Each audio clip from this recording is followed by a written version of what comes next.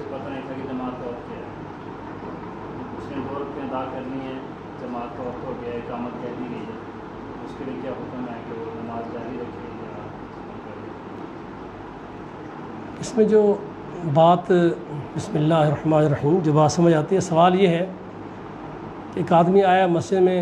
ابھی جماعت نہیں ہوئی تھی، لیکن اس نے سمجھا لوگوں کو دیکھ کر کہ شاید جماعت ہو گئی ہے، لوگ فرض نماز سے پہلے کی سنتیں پڑھ رہے تھے، اس نے سمجھا شاید فرض نماز کے بعد والی سنتیں ہو رہی ہیں، تو اس نے اپنے فرض پڑھنے شروع کر دیے۔ اب یہ فرض پڑھ رہا ہے کہ جماعت کھڑی ہوگی اور اقامت شروع ہو گئی، تو رسول اللہ صلی اللہ علیہ وسلم جو حدیث ہے کہ جب فرض نماز کی اقامت سے مسلم میں کہ فرض نماز کی اقامت کہہ دی جائے، اب کوئی بھی نماز اس فرض نماز کے علاوہ نہیں ہوگی۔ اب چونکہ یہ نماز اس پر فرض تھی جس کی اقامت ہوئی ہے، جو وہ خود ادا کر رہا ہے ابھی وہ فرض کی تکمیل نہیں ہوئی، اس لیے حق یہ جو ہی اقامت ہو وہ اپنی نماز ختم کرے، کیونکہ اہل ایمان پر فرض نماز با جماعت فرض کی گئی ہے۔ جو نمازیں ہم پر فرض کی گئی ہیں وہ نمازیں با جماعت فرض ہیں، تو جب وہ اس نے نماز شروع کی ہے،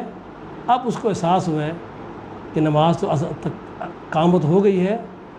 اور فرض نماز کی جماعت کھڑی ہو رہی ہے، تو جیسے حدیث میں آتا ہے کہ جب فرض نماز کی اقامت کہہ دی جائے، اب یہ اجتماعی نماز میں اس نے آنا ہے، نہ کہ انفرادی نماز میں۔ ہاں ایک یہ ہے کہ ایک آدمی آیا وہ فرض نماز پہلے پڑھ چکا تھا، اب یہ نماز جس کی اقامت ہو رہی ہے یہ اس کے لیے فرض نہیں ہے، کیونکہ وہ تو پہلے فرض پڑھ چکا ہے، تو اس کو اپنی وہ نماز جاری رکھنی چاہیے جو وہ پڑھ رہا ہے۔ لیکن اگر یہ نماز ابھی اس نے پڑھنی تھی جو اس نے شروع کی ہے، اس کی بھی ابھی تکمیل نہیں ہوئی، تو وہ اپنے اس نامکمل فرض کو چھوڑ کے، کیونکہ وہاں وہ ایک فرض اس کا رہ رہا ہے، نماز تو پڑھ رہا ہے لیکن جماعت کا فرض رہ رہا ہے، تو یہاں دونوں فرض مل رہے ہیں، اس لیے بہتر ہے کہ اس کو چھوڑ کے با جماعت نماز میں شامل ہو جائے۔ بعض اس کہتے ہیں کہ جو دربار مزار یا اولیاء جس سے ہم واسطے لے کر سوال کرتے تھے، بس آج اگر دربار بند ہے تو کورونا کی وجہ سے لوگ مر بھی تو رہے ہیں، اللہ تعالیٰ جو ہے ان کو صحت یا شفا بھی تو نہیں دے رہا، ویسے تو اس میں کیا سمجھا؟ سوال جو میں سمجھاؤں کہ لوگ شاید سوال یہ ہے کہ وہ دربار سے یا مزار سے یا کسی اپنے ذہن سے خود ساختہ انہوں نے کسی ایک پوائنٹ کو اختیار کیا ہوا ہے کہ جن کے ذہنوں میں یہ ہے کہ اس پوائنٹ سے جا کر دعائیں مانگیں گے تو شاید ہمیں صحت مل جائے گی، اور اس کرونا کے امراض جو بیمار ہیں تو اس کے لیے ہمیں ان آستانوں پہ حاضری اگر نہیں ہو سکتی تو پھر بھی لوگ مر تو رہے ہیں۔ اصل میں یہ ہے کہ کوئی انسان دنیا میں ہمیشہ زندہ رہنے کے لیے آیا ہی نہیں ہے، اللہ عز و جل نے فرما دیا ہے کہ اس کی موت کا وقت ہم نے معین کر دیا ہے، اذا جاء اجلہم لا یستأخرون ساعۃ ولا یستقدمون، تو موت تو لازمی آنی ہے۔ اب موت سے بچنے کی خاطر آپ جو مرضی طریقہ کار اختیار کر لیں، دن اتنے ہی آپ نے گزارنے ہیں جو اللہ نے آپ زندگی رکھی ہے، اب اس سے آپ زیادہ تو مانگ نہیں سکتے، وہی آپ نے پوری کرنی ہے۔ اب وہ اللہ کی بغاوتیں پوری کر لیں، اللہ کی منع کردہ چیزوں میں پوری کر لیں، جبکہ محمد رسول اللہ صلی اللہ علیہ وسلم نے جو ہمیں تعلیم دی ہے وہ یہی دی ہے کہ جب بھی آپ بیمار ہوں تو آپ اللہ سے کہیں اذهب البأس رب الناس واشف انت شافی لا شفاء الا شفاؤک۔ محمد کریم علیہ الصلوۃ والسلام نے ہمیں جو تعلیم دی ہے وہ یہ دی ہے کہ بیماریوں سے شفا اللہ کے سوا کوئی دے ہی نہیں سکتا، اس لیے موت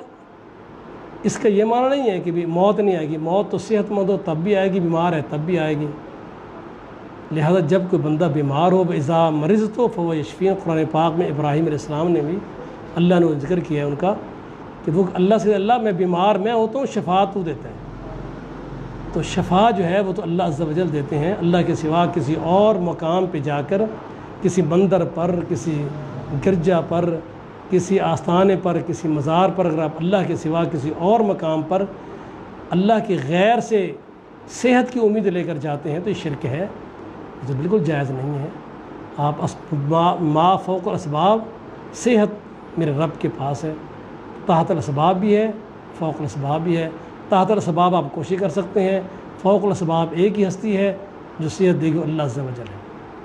خلا کی وضاحت کر دینا, کوئی عورت خود مطالبہ کرتی ہے اپنے خان سے طلاق کا, اور وہ طلاق دے تو یہ خلا ہوگا یا نہیں, اگر ہوگی تو اس میں عورت کو اپنا مہر واپس کرنا ہوگا. اس میں دو باتیں ہیں کہ اگر عورت بغیر عذر شرعی, کوئی شرعی عذر نہیں ہے, اور اپنے شوہر سے طلاق کا مطالبہ کرے, علیحدگی کا مطالبہ کرے, یا جسے آج کے دور میں نکاح فسخ کرنے کے لیے تنسیخ کا کیس کر دے, نبی صلی اللہ علیہ وسلم فرماتے ہیں ایسی عورت اللہ کی جنت کی خوشبو بھی نہیں پائے گی. لہٰذا ایک مومنہ اور مسلم طبقے کی خاتون کو قطعاً یہ گوارا نہیں ہے, نہ اس کو زیبا ہے کہ وہ اللہ عز و جل کے حکم کی نافرمانی کرتے ہوئے بلا وجہ اپنے شوہر سے طلاق مانگے. اور اگر عذر جائز ہے, شوہر کا ستانا, ظلم کرنا, حقوق ادا نہ کرنا, اس پہ زیادتی کرنا, اس کو ضروریات کا پاس نہ کرنا, اگر وہ سمجھانے فیملی کی کوششوں کے باوجود وہ سمجھتی ہے کہ جی اپنا یہ معاملہ جو ہے میرا خلا والا یہ لازم ہے, تو اس کا پھر یہی طریقہ ہے کہ وہ وقت کے قاضی سے رجوع کرے گی, اور قاضی فریقین کو سماعت کرنے کے بعد اپنا اختیار استعمال کرتے ہوئے نکاح کو فسخ کر دے گا. یہ خلا ہے. ایک یہ ہے کہ جہاں وہاں پہنچ جاتے ہیں تو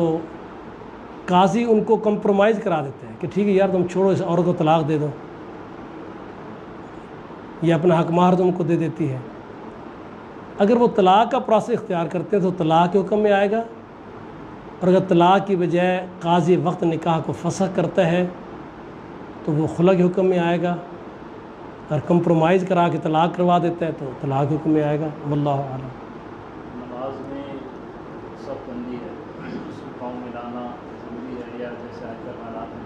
3 فٹ کا فاصلہ رکھ کے کھڑے ہونے سے جماعت ہو جائے گی. دیکھیں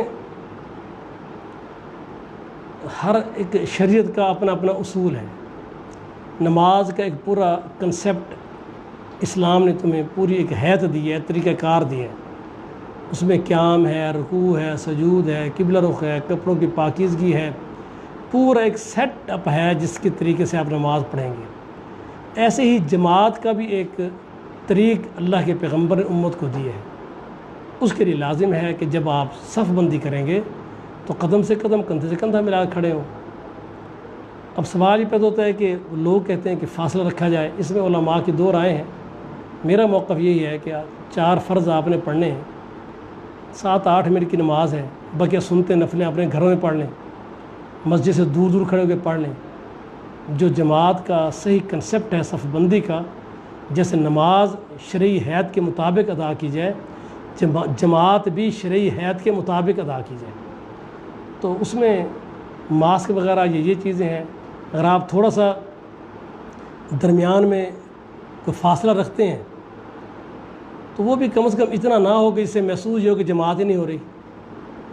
اگر آپ علیحدہ علیحدہ 3-3 فٹ کے فاصلے پہ کھڑے ہو تو وہ جماعت کا کنسیپٹ تو نہیں ہے. وہ پھر آپ علیحدہ علیحدہ پڑھ لیں, گھروں میں پڑھ لیں, یا مسجد میں علیحدہ علیحدہ پڑھ لیں. جماعت کا کنسیپٹ, اگر جماعت سے نماز ادا کرنی ہے تو طریقہ بھی وہی اختیار کریں جو رسول اللہ صلی اللہ علیہ وسلم امت کو دیا ہے. میں کہا تھوڑا جو ہے نا گھر کوئی اسامہ کے پاس